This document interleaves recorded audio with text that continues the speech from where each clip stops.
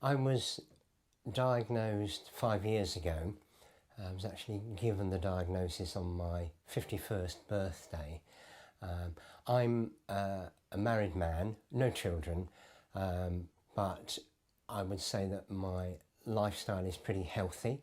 I usually eat my 5 portions of fruit and veg a day.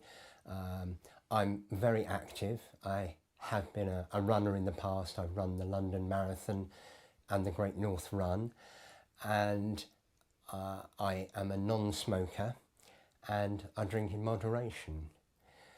So I think it's fair to say that amongst my peers I was probably considered to be the least likely to get a diagnosis of cancer.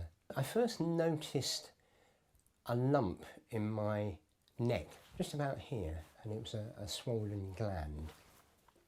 I was actually going skiing at the time. I was on a plane going to Canada and watching a movie, sitting there like this, as you do, and I thought, oh, that's got a little lump there. It's about the size of a pea, I suppose it was.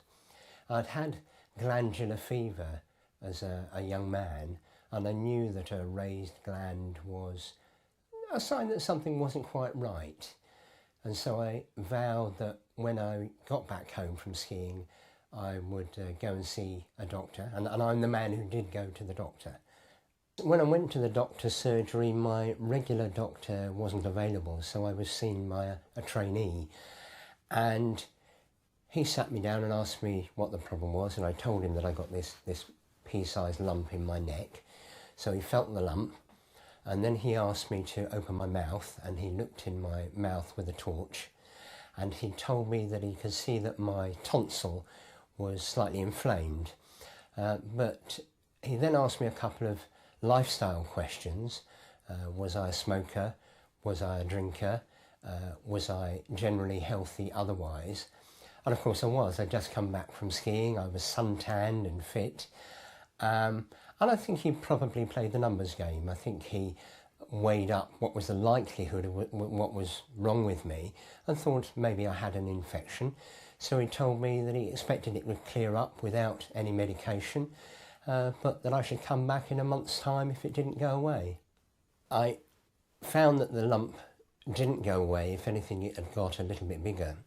So I went back to the doctor a month later, and he looked again. He felt the lump. I could feel it had got a little bit bigger, and he looked into my mouth again with a torch, and this time his reaction was a lot different. He said, your tonsil is looking very sore, and I can see some lesions now. I don't like the look of this. I'm going to refer you. And I was referred to a surgeon, an ear, nose and throat surgeon. I saw the doctor on the Friday, and the appointment was made for the Monday. I think as an intelligent person, that was probably the most worrying time, because the speed with which these tests were being conducted, very fast. Clearly there was concern about my condition. But nobody had been able to tell me what the concern was, how serious it was, and your mind works overtime thinking about the possibilities. So I went to see the ear, nose and throat surgeon on the Monday. He also looked in my mouth with a torch, and he also used a rhinoscope. That's a small endoscope that is poked up your nostril and it drops down the back of your throat.